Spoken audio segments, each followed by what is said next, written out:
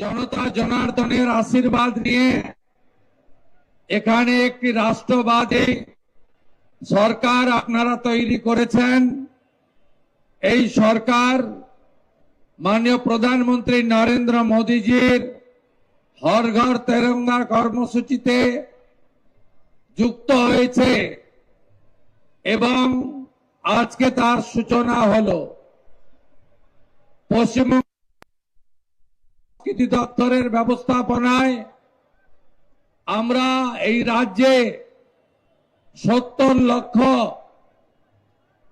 তেরঙ্গা জাতীয় পতাকা বিতরণ করার একটি মহান কর্মসূচি শুরু করেছি এবং সমস্ত প্রতিষ্ঠান সেই প্রতিষ্ঠানগুলিতে আমরা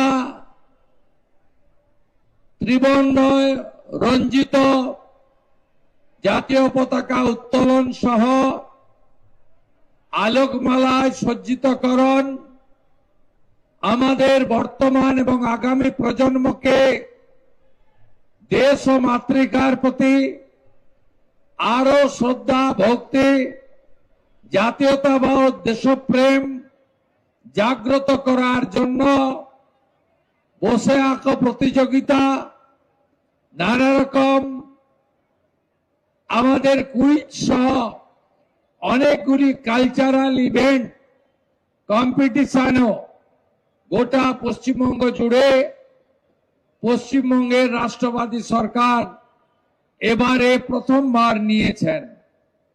আমি আপনাদের সকলকে রাজ্যের মুখ্যমন্ত্রী তথা ভবানীপুরের বিধায়ক হিসেবে আজকে তেরঙ্গা যাত্রায় অংশগ্রহণের জন্য কৃতজ্ঞতা জ্ঞাপন করি।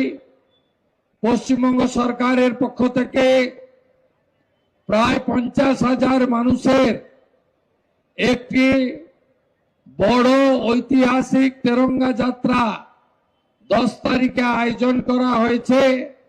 বিকেল 3টায় আমাদের রেড রোডে নেতাজি সুভাষচন্দ্র বসুর মূর্তির সামনে থেকে বিড়লা তারামণ্ডলের 7 নম্বর গেট পর্যন্ত এই তেরঙ্গা যাত্রা যাবে।